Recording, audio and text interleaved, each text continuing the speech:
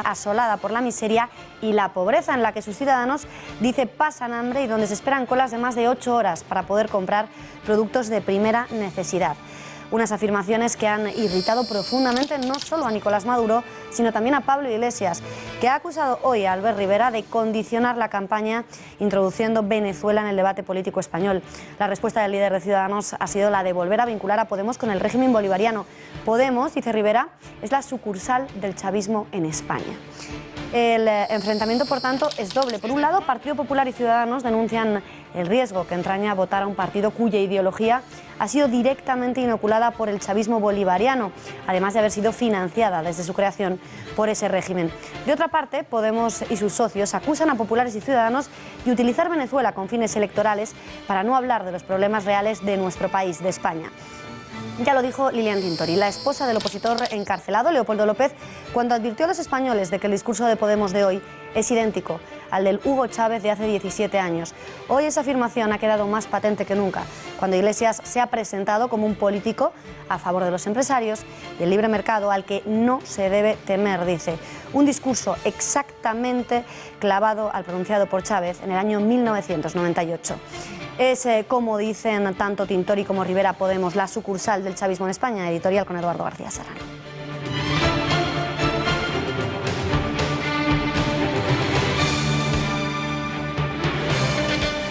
Buenas noches, Beatriz. Cuando las víctimas avisan a los que están en capilla a punto de caer en las manos de sus mismos verdugos, conviene no echar la advertencia en saco roto. Que Podemos es la sucursal española, el chiringuito mediterráneo del chavismo venezolano, es algo que ni ellos mismos han negado y de lo que se han envanecido, aunque ahora traten, si no de ocultarlo, sí de soslayarlo, con el silencio cómplice, por cierto, de un amplio sector de la prensa española. Lilian Tintori, que por razones evidentes sabe de lo que habla, nos advierte de que el discurso de Pablo Iglesias es idéntico al de Hugo Chávez hace 17 años. Ella lo sabe, su marido está en la cárcel y el pueblo venezolano aguarda en las colas del hambre, mientras Maduro brama contra España en el mismo tono y con los mismos argumentos que Podemos brama contra los que denuncian la tiranía chavista. El que avisa no es traidor. Podemos es la versión española del chavismo del Orinoco.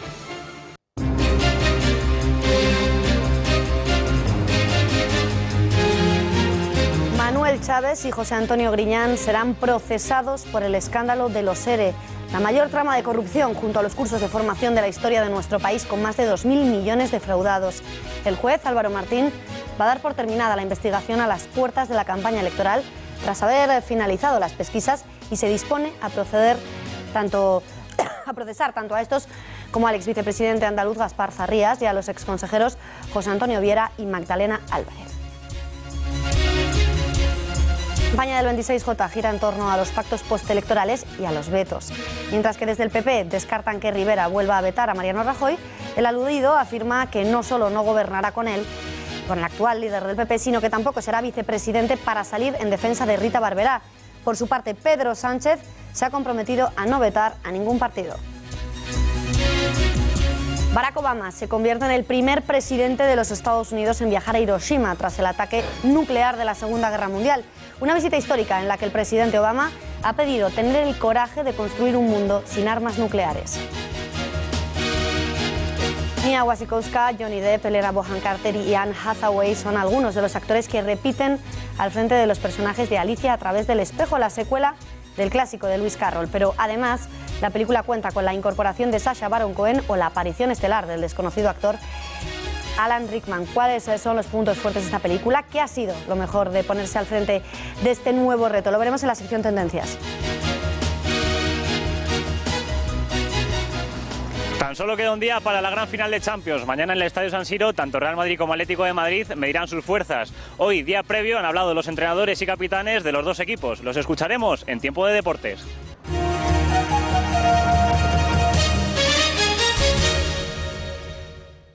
Chávez y Griñán serán procesados por el escándalo de los ERE fraudulentos de Andalucía, la mayor trama de corrupción junto a los cursos de formación de esa comunidad de la historia de nuestro país, con más de, atención, 2.000 millones defraudados. Según ha avanzado la cadena SER, el juez Álvaro Martín va a dar por terminada la investigación justo a las puertas de la campaña electoral tras haber finalizado las pesquisas, y se dispone ahora el magistrado a procesar tanto a estos, Chávez y Griñán, como al exvicepresidente andaluz, Gaspar Zarrías, y a los exconsejeros José Antonio Viera o Magdalena Álvarez.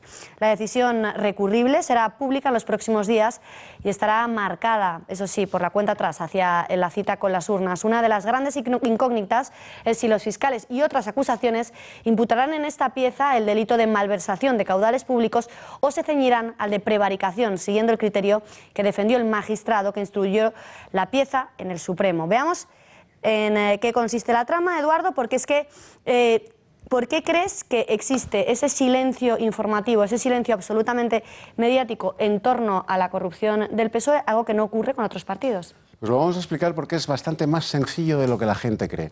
Los sultanes del socialismo andaluz, cuyo partido lleva reinando en la Bética más años que la dinastía de los Omeya, van a ser procesados por sus presuntas responsabilidades al fin y al cabo, en la vertebración de la trama mafiosa organizada desde el poder político y sindical más lucrativa, más numerosa y con mayor número de complicidades de todas las que la corrupción institucionalizada ha llevado a cabo en España.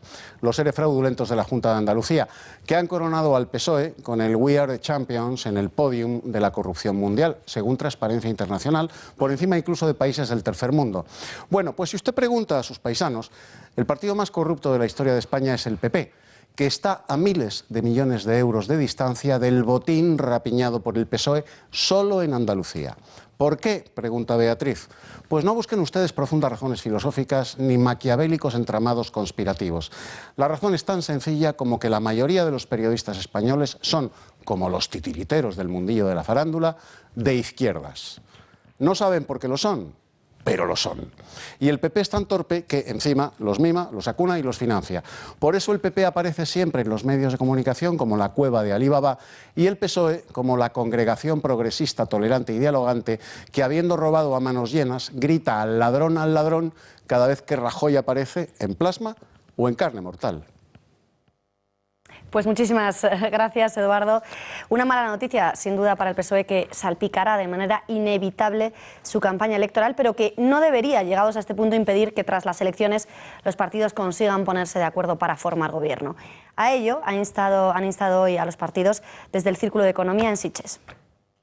Tiene que buscarse un compromiso entre todos los partidos políticos, un compromiso que lleve a que después del 26 de junio se inicie una política diferente a la que hemos tenido hasta ahora, una política que no esté basada en la idea de líneas rojas.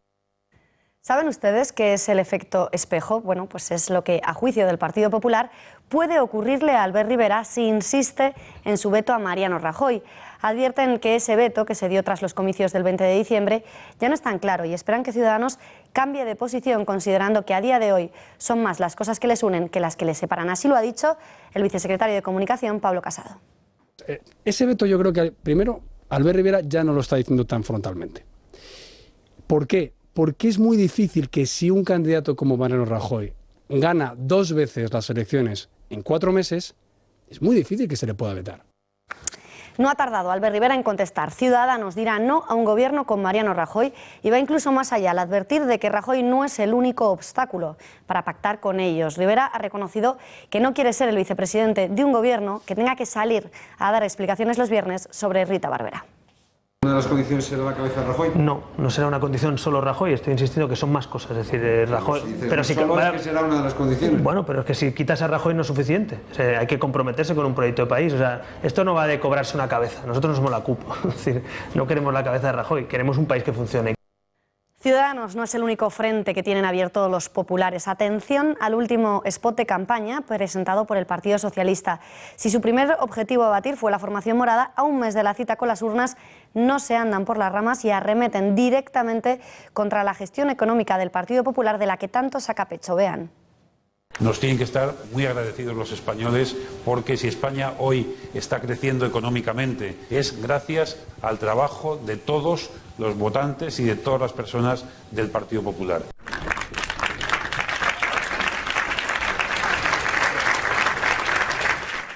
Y a todo esto, ¿qué dice Pedro Sánchez? Bueno, pues el secretario general de los socialistas sigue R que R, insiste en que el verdadero cambio en España lo personifica él y que no necesita intermediarios. Además, se ha comprometido a no vetar a ningún partido tras las elecciones.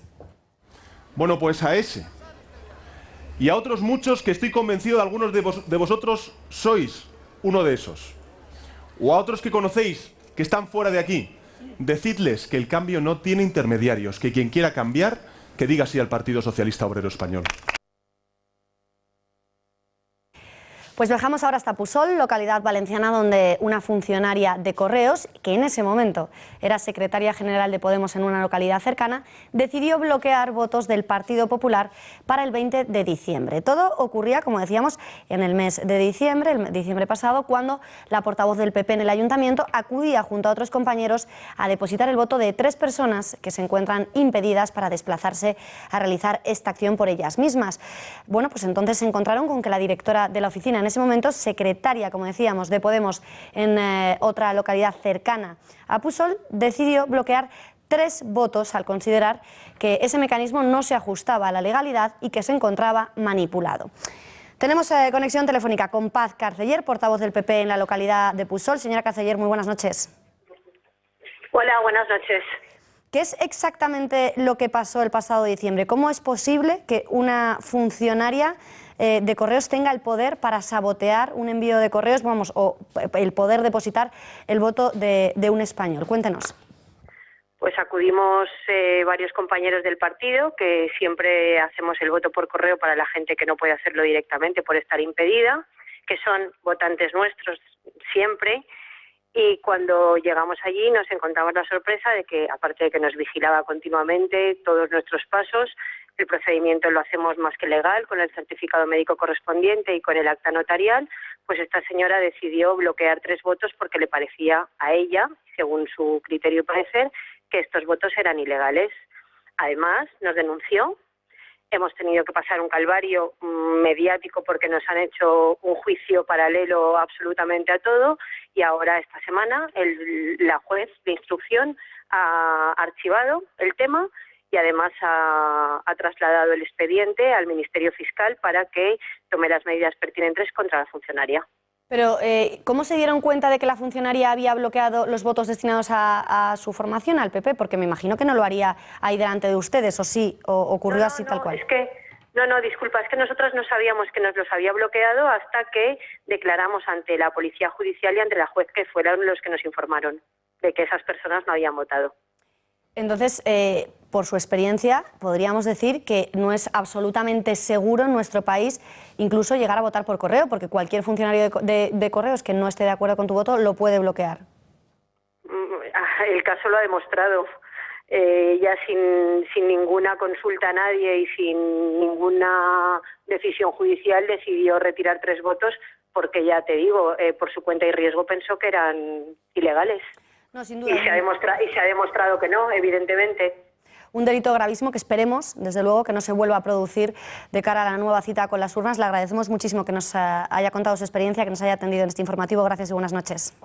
Gracias, buenas noches a vosotros. Hasta luego.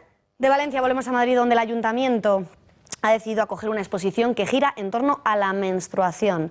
Está en el Palacio de Cibeles, donde se exhiben imágenes como las que están viendo en sus pantallas. 60 supuestas obras que muestran la crudeza de la sangre menstrual y en la que se incluyen imágenes de alto contenido sexual explícito. Una exposición que está abierta además a los niños más pequeños. En ellas se pueden ver lemas como sexo débil los cojones o toda clase de burlas a la religión católica, utilizando fragmentos de los textos de las misas cristianas. Celia Mayer, la delegada del área de Cultura y Deportes del Ayuntamiento, que fue la encargada de inaugurar dicha exposición, resaltaba su valor para transversalizar, decía, la perspectiva de género en el ámbito del arte y la cultura. Así ha valorado María Dolores de Cospedal la polémica exposición. Y es la hora también de evitar que la política de la demagogia, del populismo y de la radicalidad se apropie del mensaje femenino, porque hasta ahora ni ha sido un mensaje eficaz, ni ha sido un mensaje efectivo.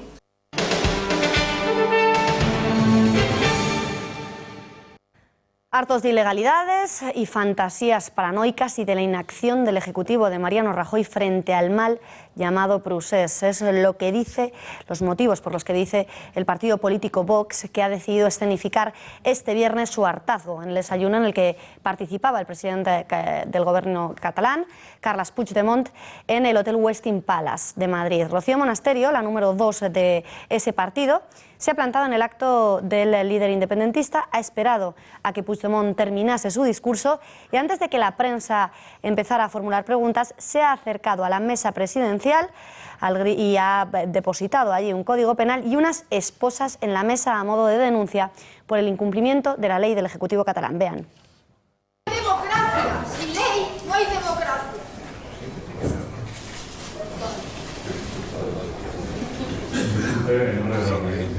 Somos españoles, no somos ovejas. Y por eso queremos que se entere el gobierno de la nación que no vamos a aceptar mansamente que nuestros símbolos sean pisoteados, que nuestro himno sea ultrajado año tras año. Queremos que se enteren los separatistas que no vamos a aceptar mansamente y de brazos cruzados que se produzca un golpe de Estado separatista a plazos. Conectamos con la redacción de Gaceta.es. Allí se encuentra Rocío Monasterio, número 2 de Vox y protagonista de las imágenes que les acabamos de mostrar. La saludamos ya. Señora Monasterio, muy buenas noches. ¿Qué ha querido trasladar con esa performance? En Vox hoy hemos querido representar lo que sienten muchos españoles que asisten, pasmados, perplejos, a la inacción frente a los secesionistas, la inacción frente a los traidores que quieren romper España, el incumplimiento de la ley y la falta de defensa de nuestra Constitución y el Estado de Derecho. En Vox lo que hemos hecho hoy es confrontar, porque creemos que se tiene que oír la voz de la mayoría de los españoles que lo que quieren es una España unida, una España que tenga futuro, una España grande otra vez, una España que prospere. Y esto es incompatible con la utopía de algunos independentistas que lo único que nos garantizan es el empobrecimiento. O sea, dividirnos nos empobrece y España unida tiene futuro. Y nosotros apostamos por esa España grande otra vez. Hagamos valer lo que creemos la mayoría de los españoles y peleemos por ello, con valentía, con coraje y con seguridad y con la firmeza que a veces le faltan a nuestras instituciones. Y yo creo que todos los españoles entenderán en el gesto de hoy que merece la pena pelear por lo que creemos y sobre todo merece la pena pelear por España. Gracias, Rocío. Carles Puigdemont ha dado un plazo de 1 año al Ejecutivo para pactar antes de declarar unilateralmente la independencia. Según su exigencia, los puntos en los que debería moverse esa negociación incluirían la fecha de la pregunta del referéndum de independencia, el texto de la misma, el quórum necesario e incluso el plazo en el que no podría volverse a consultar a los catalanes. En un plazo razonable, nosotros hablábamos inicialmente de 18 meses y creo que vamos a ir más o menos en este mismo calendario. Estaremos en condiciones de convocar nuevas elecciones y que definirá un Parlamento legitimado para elaborar una Constitución catalana, convocar un referéndum y luego formalizar la declaración de la independencia. Pues Puigdemont ha acusado al gobierno de no preocuparse por Cataluña, al tiempo que ha elogiado al líder de Podemos en su intervención en el Fórum Europa. Desde Sitges, Iglesias, Sánchez o Colau trataban de congraciarse con los empresarios con declaraciones como la manifestada por Iglesias, quien se ha comprometido a llevar a cabo un programa económico patriota si gobierna. ¿Tan patriótico como el guiño que le ha hecho los separatistas? María Durán, muy buenas noches. Buenas noches, más o menos. El foro ha servido como excusa a nuestros políticos para hablar de economía, aunque no solo. El presidente de la Generalitat advertía desde esta tribuna de que su gobierno solo concederá 1 año y medio más al futuro ejecutivo salido del 26J para negociar la independencia. Además, daba a entender que el presidenciable que mejor entiende a los secesionistas es, ¿lo adivinan?, Pablo Iglesias. Un plazo razonable, nosotros hablábamos inicialmente de 18 meses y creo que vamos a ir más o menos en este mismo calendario. Estaremos en condiciones de convocar nuevas elecciones, que las convocaremos con un carácter constituyente, si unas elecciones en pocos meses y las elecciones fueran para continuar esta hoja de ruta y acabar la tarea, pues yo creo que estaría moralmente obligado a aceptar. Iglesias, por cierto, tampoco dejaba pasar la oportunidad de referirse a este asunto, a la exposición de su programa económico o la sorprendente afirmación de que los gobiernos de los alcaldes del cambio han sido reconocidos como muy eficaces hasta por sus adversarios. Se sumaba la afirmación de que habrá referéndum separatista. El hecho de que tengamos claro esto es algo que incluso me reconoció en persona el presidente de la Generalitat, que me dijo, teníamos dudas respecto a la claridad o a la firmeza de vuestro planteamiento y tengo que reconocerte que habéis demostrado que sois muy claros. Creo, sobre todo después de conocer la experiencia de una democracia consolidada como la británica con el referéndum en Escocia, que tarde o temprano habrá un referéndum en Cataluña. Por su parte, el líder socialista se ha mostrado discreto a la hora de hacer promesas electorales. Avisa desde ya a los españoles de que no se van a bajar los impuestos, aunque eso sí, asegura que si gana en junio habrá gobierno en 7 días. Y por último, Ada Colau, alcaldesa de Barcelona, proponía 2 medidas muy concretas. La primera, una nueva figura que sirva para coordinar los servicios de las personas que viven y trabajan en distintos municipios. La segunda, algo que ya existe, el sueldo mínimo.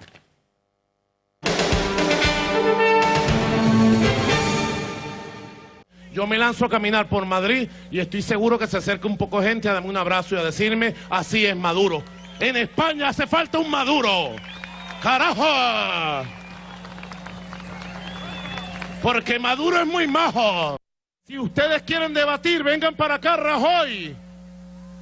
Cobarde, ven para Venezuela y hacemos el debate presidencial y participo yo.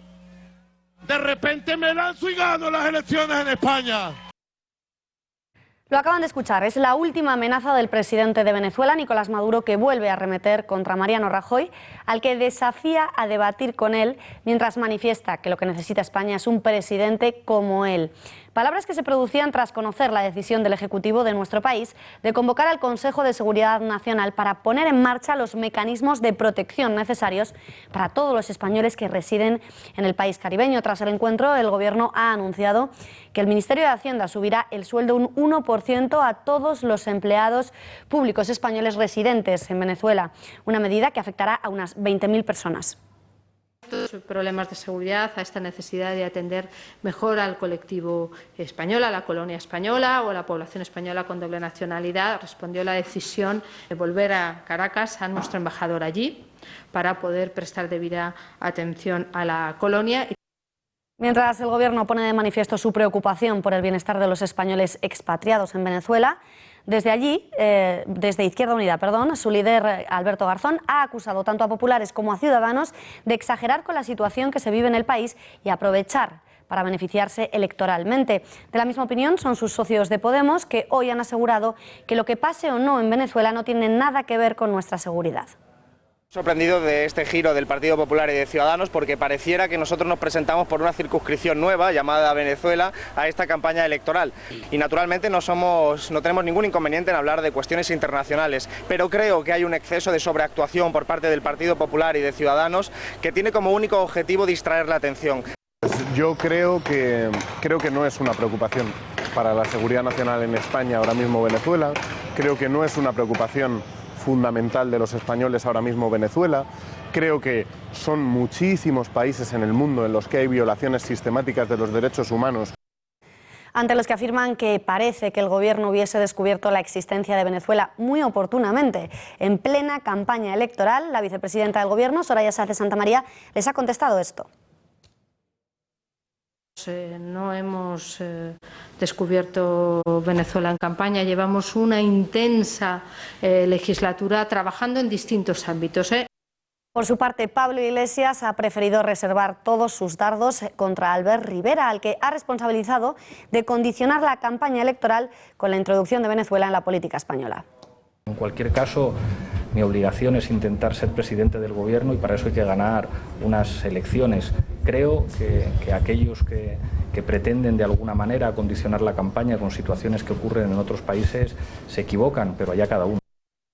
La indignación de Iglesias se comprende si nos atenemos a las afirmaciones vertidas por Albert Rivera en las últimas horas. El presidente de Ciudadanos ha llegado a aseverar que no le cabe ninguna duda de que la formación morada es la sucursal chavista en España. Llámeme mal pensado, pero yo soy de los que pienso que Podemos iba a Venezuela a formar a los cuadros chavistas y a financiarse. Y ahí están las colaboraciones de Pablo Iglesias, ahí está Monedero, ahí está Errejón, ahí, en fin, todos los que estaban en CEPS. Por tanto, el origen político de Podemos está allí. Podemos es una sucursal chavista en España, en todas reglas. No es el primero en decir algo semejante. Desde el propio país caribeño, la esposa de Leopoldo López, el líder opositor venezolano encarcelado, advertía a los españoles que el discurso que hoy tiene Podemos es sorprendentemente parecido al de Hugo Chávez de hace unos años, cuando tan solo era candidato. Lo cierto es que, como Chávez, Pablo Iglesias se ha puesto el traje de socialdemócrata y ha pedido a los empresarios no tener miedo de un hipotético gobierno de su partido, afirmando estar a favor del libre mercado y de una economía patriótica. Que le tiene miedo, usted sabe eso, ¿no? No sé por qué, yo no soy el diablo, yo soy un hombre que va con los mejores lazos de hermandad a trabajar conjuntamente con todos los países de América Latina. La desconfianza suele ser la antesala del entendimiento y del acuerdo. Y la desconfianza además es seguramente un elemento sin el que la democracia no podría funcionar. ¿No hay intención de nacionalizar absolutamente nada? No, absolutamente nada.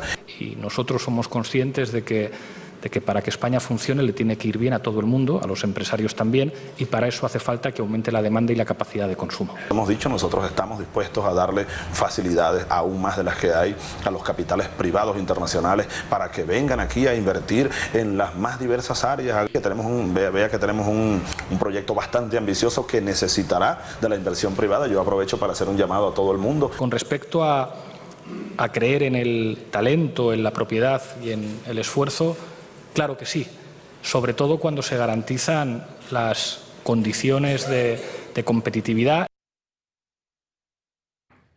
Para hablar de todo ello tenemos conexión telefónica con una persona que conoce de primera mano la realidad que se vive en el país venezolano. Él es Alberto Pérez, representante del Partido Voluntad Popular en Europa. Señor Pérez, muy buenas noches. Sí, muy buenas noches. No sé si ha tenido ocasión de escuchar lo que ha dicho Nicolás Maduro, que ha dicho que España necesita un presidente como él. Ha vuelto a desafiar además a Mariano Rajoy a no ser cobarde y a viajar a Venezuela para debatir con él. Pero bueno, más allá de los disparates manifestados por el presidente venezolano, ¿cree usted que son creíbles sus amenazas contra España? ¿Tienen repercusión sobre la vida de los españoles que residen en Venezuela y contra las empresas, o es un simple show?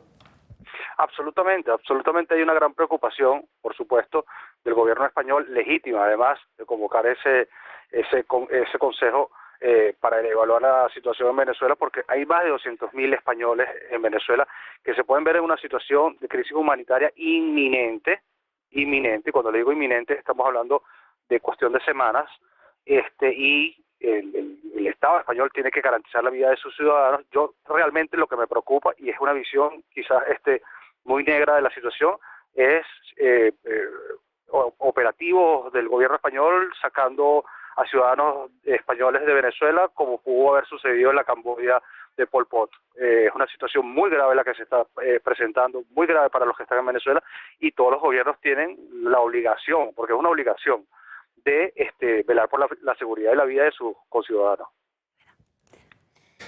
Buenas noches. Albert Rivera afirma que Podemos es la sucursal chavista en España. ¿Coincide usted, don Alberto, con esta afirmación? Bueno, no solo coincido, es que es una cuestión que estamos viviendo. Ahora mismo nos encontramos con el padre de Leopoldo López aquí en Tenerife, presentando un libro que no se puede presentar a Venezuela por la persecución política que se está viviendo allá. Y hemos estado en el cabildo de aquí de estas tierras, una votación donde prácticamente el discurso que venía de los concejales de Podemos hacia la figura de la oposición venezolana, bueno, era eso, que éramos unos terroristas, el discurso de Maduro escuchado en Tenerife, es muy grave porque estas personas evidentemente tienen la línea política y de comportamiento del gobierno venezolano, que por supuesto lo financió. Señor Pérez, por otra parte, Lilian Tintori, la nuera de don Leopoldo López, que está ahora mismo con ustedes allí en Tenerife, ha advertido de que el discurso de Podemos es exacto, dice, al del Hugo Chávez de hace 17 años. Hemos visto también unas imágenes en las que comparábamos los dos discursos. ¿Usted se acuerda de lo que decía Chávez entonces y de cómo terminó finalmente lo que dijo y sobre todo lo que hizo? Mira, más grave que el discurso, son los hechos y es la campaña como tal. Cuando Hugo Chávez llegó al poder, formó, ya estando él como presidente, a los círculos bolivarianos, que son los que se encargaron posteriormente de perseguir esas camisas pardas de la Alemania nazi, de perseguir de forma civil a los disidentes o a los que estaban opuestos al régimen. Bueno, esos círculos bolivarianos, fíjense que ya existen aquí en España, en la figura de los círculos de Podemos, que además utilizan los mismos nombres y son financiados por la Embajada de Venezuela. Entonces, ya de hecho, aquí hay una situación de persecución que la hemos vivido, inclusive venezolanos que nos oponemos al régimen, por parte de grupos mixtos entre la Embajada de Venezuela y el partido Podemos. Don Alberto, no hace mucho Íñigo Errejón, la mano derecha, hasta hace poco, de Pablo Iglesias, un mes antes de fundar Podemos, decía que las colas de más de 7 horas que sus compatriotas se ven obligados a guardar en su país es porque, bueno, los venezolanos tienen esa idiosincrasia, además Chávez les metió mucho dinero en los bolsillos y que claro que era mucha gente tratando de comprar lo mismo al mismo tiempo y que además es muy venezolano eso de hacer tertulia en la calle, en las colas, y que esa era la razón de las colas que en algunos medios veíamos en los comercios venezolanos. ¿Esto es una caricatura siniestra o obedece a alguna realidad concreta? Mira, tiene un doble discurso, tiene un doble mensaje. Uno, el que en un sentido tiene toda la razón, el señor Íñigo Errejón, en decir que los venezolanos tienen mucho dinero, porque con una inflación del 700% anualizada, que es la proyección para este año, las personas tienen que llevar fajos de billetes para poder comprar cosas como un pollo o una leche. Entonces mucho dinero sí tienen, lo que no tienen es poder adquisitivo. Y ahí entonces es donde viene la caricatura, esa oscura y negra de la que usted hace mención, porque es una burla no solo al pueblo de Venezuela, sino a la inteligencia del pueblo y de la sociedad española, que en cierto modo no está viendo de primera mano lo que sucede en Venezuela, pero que a través, por ejemplo, en el caso aquí de Tenerife, que hay mucha colonia canaria en Venezuela, saben de primera mano la realidad de lo que se vive. Entonces ese discurso es macabro, es una burla, es además una provocación que yo creo que en todo sentido no debemos caer, sino combatir con la verdad y con lo que está sucediendo en Venezuela, que para eso contamos con los aliados que son la prensa libre, que sí existe aquí en este país. Señor Pérez, dos cuestiones y le pido brevedad porque se nos acaba el tiempo. Por una parte, ¿cree que va a salir adelante el referéndum revocatorio contra Maduro? Y por otro lado, ¿por qué cree que Maduro ha convertido a España en la bestia negra de Venezuela? Bueno, no tenemos una bolita de cristal para ver lo que va a suceder con el referéndum revocatorio ni cómo va a ser la salida de este régimen. Evidentemente vamos a recorrer todos los caminos para salir de él, todos los caminos, y cuando digo todos son absolutamente todos, porque legítimamente nos corresponde, porque somos mayoría además y porque somos demócratas, y lo vamos a lograr. Y en el otro sentido, por supuesto que el gobierno venezolano está escogiendo un enemigo para llevar la situación interna hacia afuera y entonces alzarse como defensor de derechos, etcétera, y víctima del imperialismo y todo ese discurso acabado y nefasto que tanto daño le ha hecho en Latinoamérica. Cuando España es nuestro segundo, por no decir tercer, socio comercial. Entonces es más de lo mismo, igual que el partido Podemos. Es una caricatura, es un doble discurso, es macabro y es una burla para los pueblos de Venezuela y de España. Pues señor Pérez, muchísimas gracias por haber atendido a los micrófonos de este informativo. Muchas gracias, mucha suerte y buenas noches. Gracias a ustedes.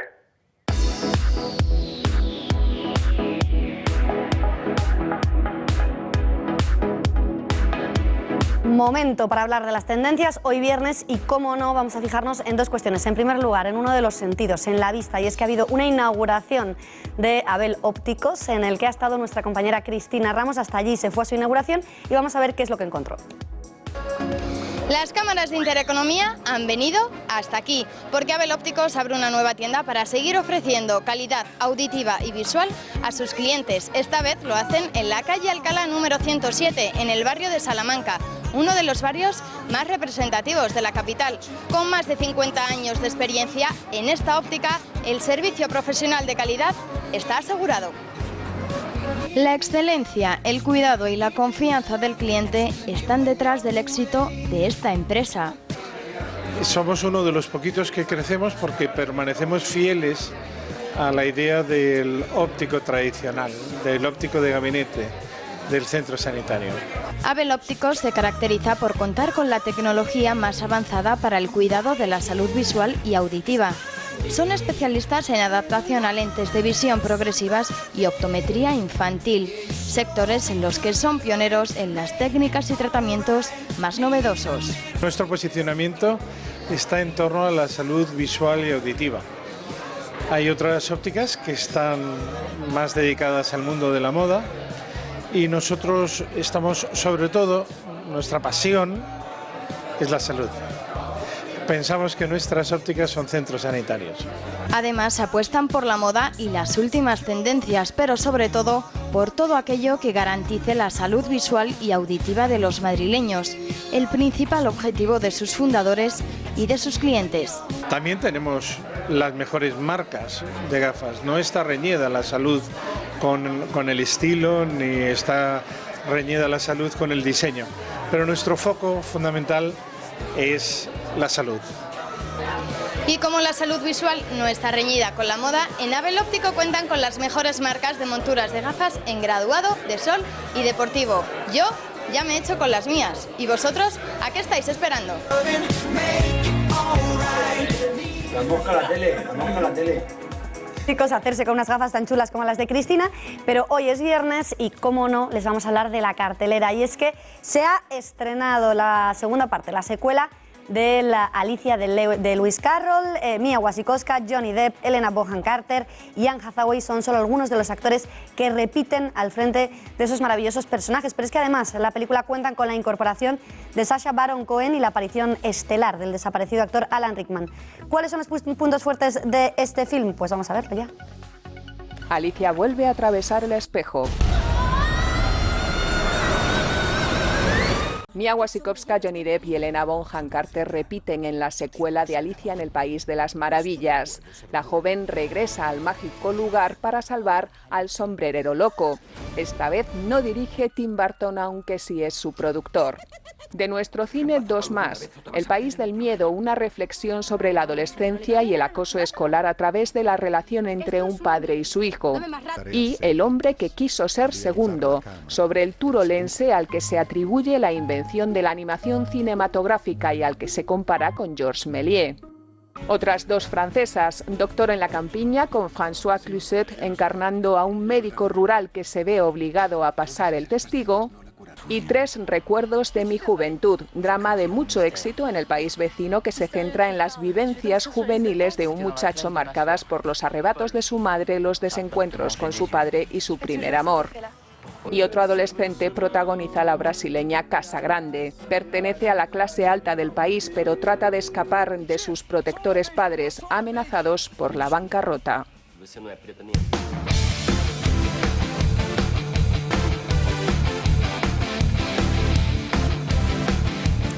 Pues nos vamos en directo hasta la Plaza de Colón. Allí está David de las Heras. Quedan exactamente 24 horas para la final más esperada. David, muy buenas noches. Buenas noches y saludos desde el epicentro de la capital de fútbol. Buenas noches y saludos desde Madrid. Mañana los dos equipos de esta misma ciudad, Real Madrid y Atlético de Madrid, medirán sus fuerzas en la gran final de Milán, en la gran final de la Champions League. Estoy ahora mismo en la Plaza de Colón. Aquí mañana se instalará una pantalla gigante para que todos los aficionados que quieran y puedan vengan a ver esa gran final aquí, a Madrid, al centro de Madrid. Este partido está estimado que lo ven unos 40 millones de personas a lo largo de alrededor de todo el mundo, así que se espera que sea una cosa bárbara, una gran final. Los dos equipos ya están concentrados en Milán y han hablado tanto los jugadores del Atlético de Madrid como los del Real Madrid. Vamos a empezar escuchando al Cholo Simeone. Después de haber perdido dos finales de Champions Atlético de Madrid, pues se enfrenta a la tercera con mucho optimismo y con ganas de ganar, porque ganar para él sería lo máximo.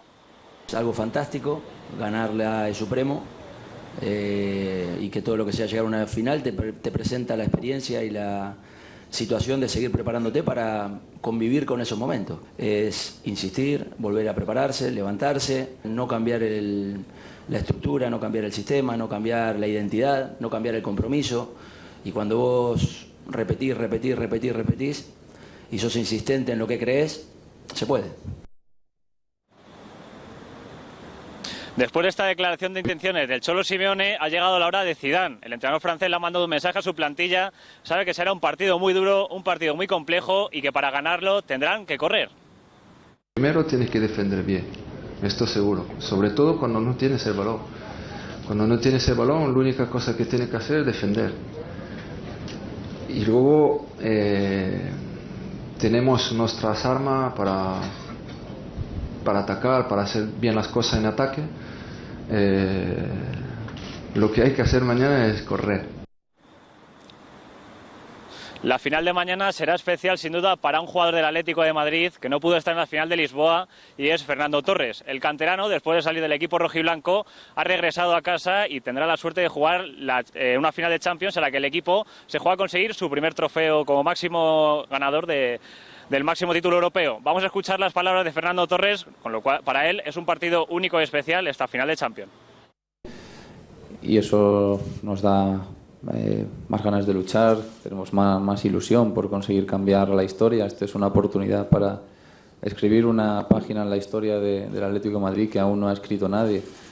Es un paso más en lo que está consiguiendo este grupo en los últimos años, de mantener ese nivel. Es un pasito más de conseguir algo grande y de cambiar la historia para el futuro. Hemos estado hablando, tanto aquí como en Punto Pelota, de esa gran final de Milán, esa final que ganó el Real Madrid, finalmente por 4-1, pero que lo pasó muy mal hasta que en el minuto 93 apareció un hombre, como fue el caso de Sergio Ramos, el autor de ese gol, el cual ha dicho que tienen tanta hambre o más como en aquella final. Vamos a escucharlo. Bueno, yo no cambiaría nada, ¿no? Las cosas salen así, el destino está escrito o no, pero tuvo que salir así, pero ya pasó. Al igual que pasó, pasamos página y no nos gusta volver a recordar cosas, sobre todo cuando estamos a punto de afrontar otras. Tengo un recuerdo, como he dicho anteriormente, muy bonito, y si tuviera que firmar o rodar una película y desearla de alguna manera, lo hubiese firmado así. Afronto esta final como si no hubiera conquistado ninguna Champions, todo lo contrario, la misma hambre o incluso más, la misma ilusión y las mismas ganas. Y eso es todo a tan solo un día de la gran final de Milán. Para seguir informados, pues les recomiendo que no se vayan y sigan viendo Punto Pelota, que empieza justamente a continuación, desde aquí, desde el centro de Madrid. Un saludo.